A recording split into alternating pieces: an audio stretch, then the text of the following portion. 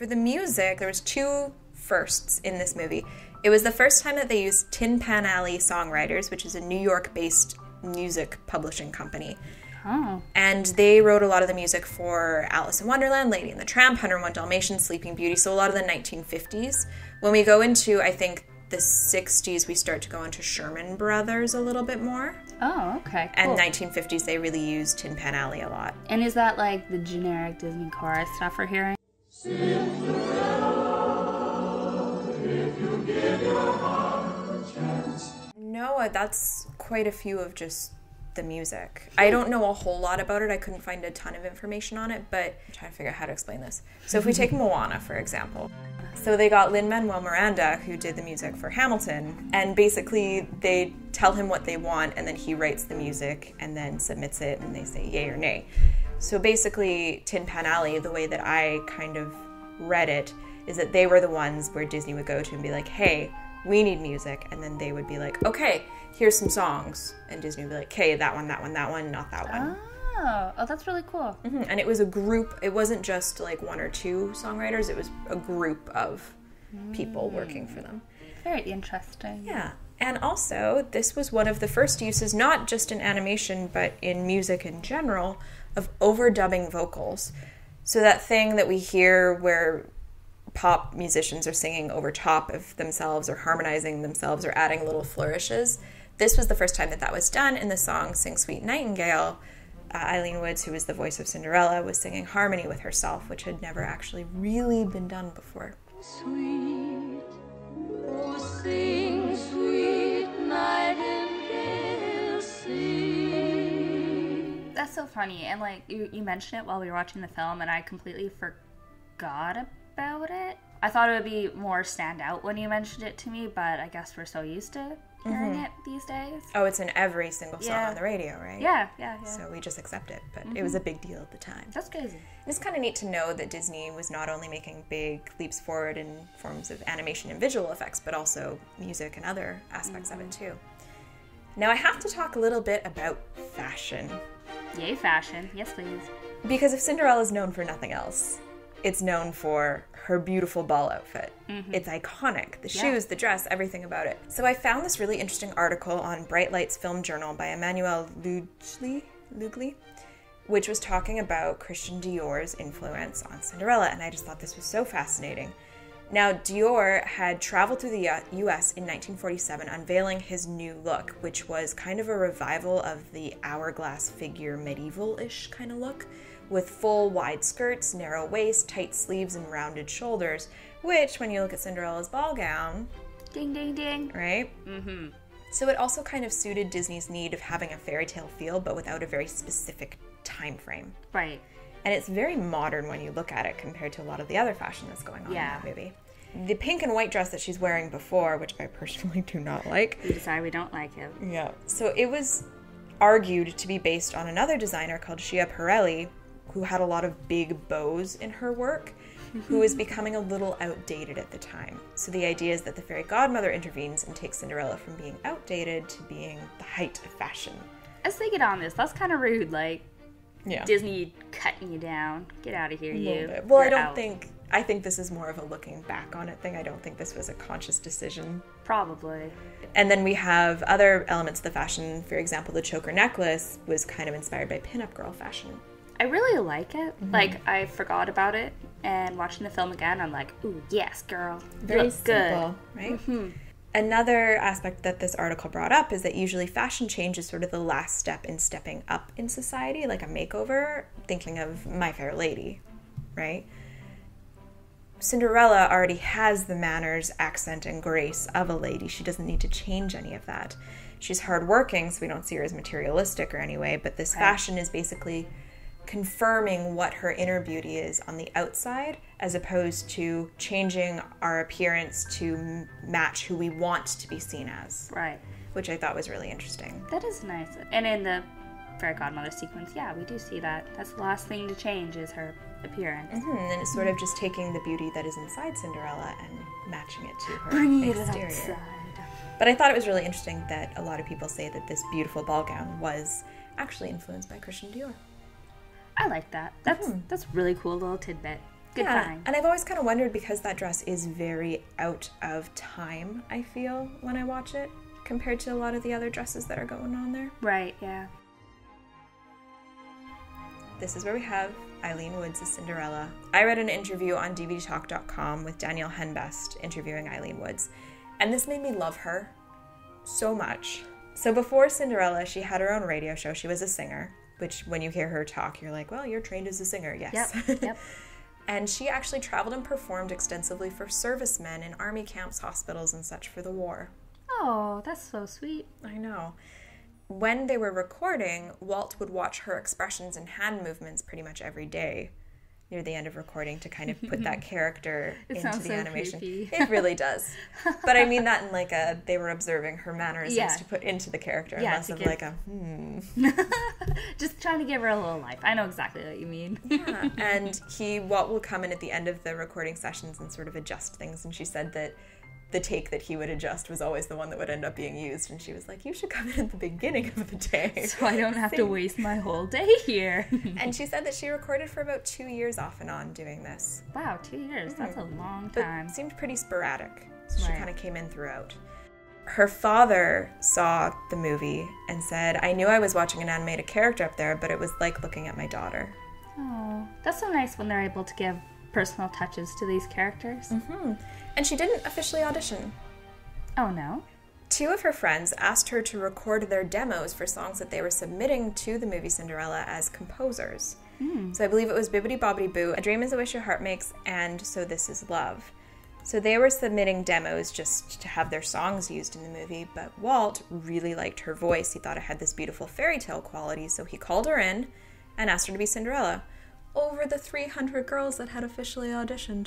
Wow. Mm-hmm. That's kind of unfair. Yeah. But she's so perfect. Right? And she has this quote that was the reason that I absolutely loved her. First of all, she just seems like a woman who's so full of joy. Mm-hmm. She said, knowing that so many years from now, when I'm gone, that children will still be hearing my voice and enjoying the movie is the biggest thrill to come out of this altogether. Oh my god. Right? Oh my god, my heart just filled with joy. Oh, and she passed away a few years ago, but she was made a Disney legend, I believe, and they brought her out when they did one of the resurgent re-releases of Cinderella, and she did press for it. And oh.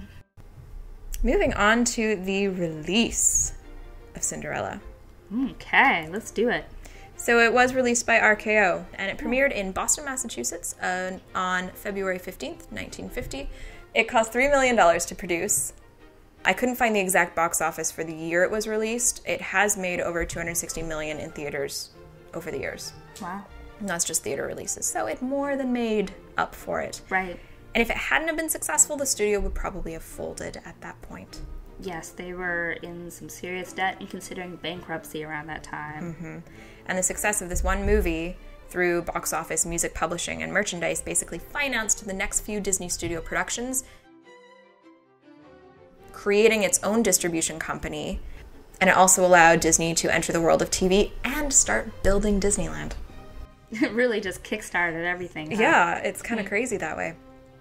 And a lot of people say that it's sort of a mixture of the, quote, golden age of Disney in the 1930s, where the most experimental and groundbreaking movies were made, not as commercially successful, but very critically successful. Right.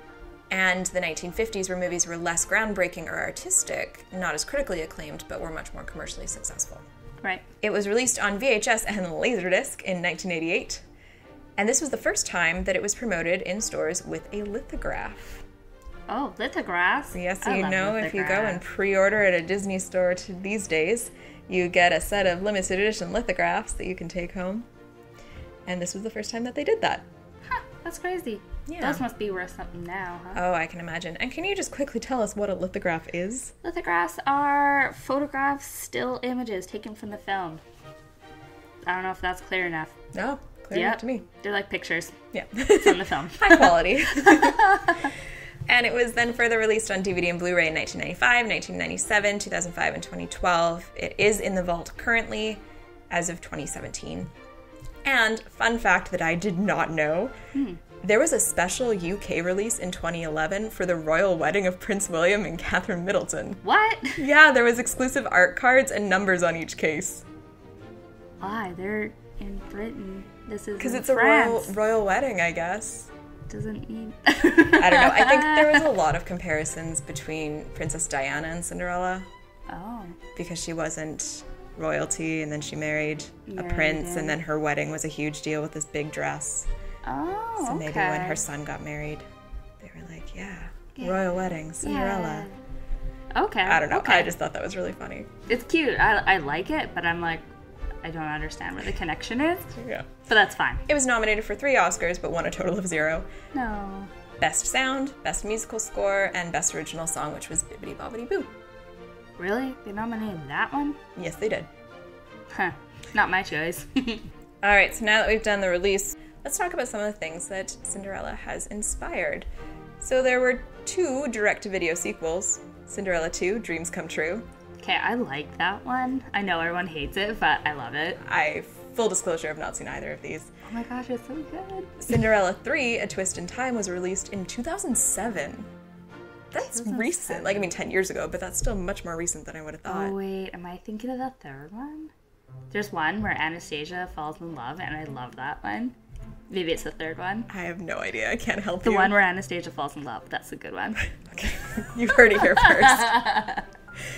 Now, there was also, and I mentioned before that there was a Disney version of Cinderella that was my childhood, one of my favorite movies. I own this DVD now, and I was telling Sarah earlier, it's actually broken because I watched it so much. It skips over certain parts, so I have to rebuy it. Oh no. I will. I full on will. It is the Rodgers and Hammerstein Cinderella, which was done in 1997. It was on ABC in the revived Wonderful World of Disney show. And it was basically the traditional Rodgers and Hammerstein version of Cinderella, which I love, musical nerd. I just saw it recently. It's beautiful classic Rodgers and Hammerstein musical. Mm-hmm. It's just fun. So it's that with a couple songs added in. And this is the one that had Brandy Norwood of Moesha fame as Cinderella. Whitney Houston is the fairy godmother. She actually produced it. No way. Yeah, Really? and they asked her to be Cinderella, but she said she was too old, so she asked Brandy to do it, and then Brandy agreed only if Houston was the fairy godmother. Paulo Montalban was Prince Christopher, and he went on to play the prince in a tour around the U.S. as well. Mm-hmm. Bernadette Peters, a.k.a. one of my, idols in musical theater. She is fabulous. She was the stepmother. Jason Alexander from, Seinfeld was in it as Lionel the butler. And then we have Natalie DeSalle-Reid and Vianne Cox as Minerva and Calliope, the stepsisters, and Victor Garber and Whoopi Goldberg as the king and queen. It won an Emmy for art direction, and it is just so unbelievably amazing to me. It just makes me so happy. It's funny. It's beautiful. You get Whitney Houston singing. You get Whoopi Goldberg and Jason Alexander being all funny. You get Jason Alexander singing. It's just, and you got Bernadette Peters, who they took a song from another musical and gave it to her because they was like, we can't have Bernadette Peters in this musical and not have her sing. Wow. And she's the stepmother, and she is just hilarious. And it's all bright jewel tones, palettes, and You sold me. I'm gonna go rewatch this now. I know. I just get so excited talking about this movie. There's a live action movie planned. Mm-hmm. It's not planned. It already happened. Right. Oh, how could I forget this one? I love this one. 2015. It was directed by Kenneth Branagh, and it starred Lily James, Richard Madden, Cate Blanchett. She appears again on this podcast. She's so good. Right? She's so good. And her outfits? Oh my god. I know. Helena Bonham Carter and Derek Jacobi, who was the king. I just really like that actor, so I have to mention him. Mm-hmm. And this was actually one of the first Disney live-action films. Like the rebooted The rebooted ones. I can't remember if Maleficent was I think First. Maleficent was first. Yeah. And The Great and Powerful Oz. Right. But this was in that sort of first phase. And I really enjoyed this one. I mean, I love it. It's so good. It's just a really nice, well-done Cinderella movie. It is very well done and beautiful. And Lily James, I really like her. Yeah, they definitely gave Cinderella a lot more personality. Mm-hmm. Not that she doesn't have personality in the Disney animated version, but they gave her more drive, I think is... Yeah, they pumped her up. Mm-hmm. But really, I'm here for Cate Blanchett. Yeah, no, me too. Right. All day. She's so good. But Cinderella has inspired 1,000,001 movies out there, like A Cinderella Story and its 2 sequels. There's 2 sequels. There's 2 sequels. The first one was a teen movie that starred Hilary Duff and Chad Michael Murray. Yeah. Oh, yeah. Chad Michael Murray. Oh, yeah. And it was a modern retelling of Cinderella. I mean, we were talking earlier about movies like Pretty Woman is technically a Cinderella movie. Right. It's pretty done. Now, the characters from this Disney's animated Cinderella have appeared in House of Mouse, Kingdom Hearts, Disney Comics, and of course Cinderella is a massive part of the Disney princess merchandise line. Oh, yeah. Now, in the parks, there's definitely a presence, particularly in Walt Disney World, where the centerpiece of Magic Kingdom is, of course, the Cinderella Castle, Right. where you can eat at Cinderella's Royal Table, a Cinderella-themed restaurant.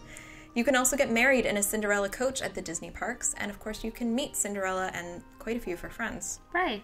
You can go to the Bibbidi Bobbidi Boutique and get a makeover if Oh my you God. I want to do that so bad. think you have to be a little younger. Yeah, it's not fair. It also kind of is a big part of pop culture when we think of our Cinderella moment. Yeah. No. Yeah. You know, I'm getting married soon, and it's all about that Cinderella bridal moment. exactly. Yep. And I have to keep telling people, I'm not a princess. I don't want it. But it's kind of expected. And I mean, when you think of prom or grad or homecoming, like all of these things, especially in girls' lives, it's like, oh. This magical moment. Where you walk down the stairs in a beautiful dress and you look like a princess. And Yeah. Yeah. It's just heavily romanticized, right? Mm-hmm. And it never is. I'm not cynical. I swear to God, I'm not. So yeah, that is all of my notes on the history of Cinderella. Do you have anything else you want to add? Nope. Goodbye.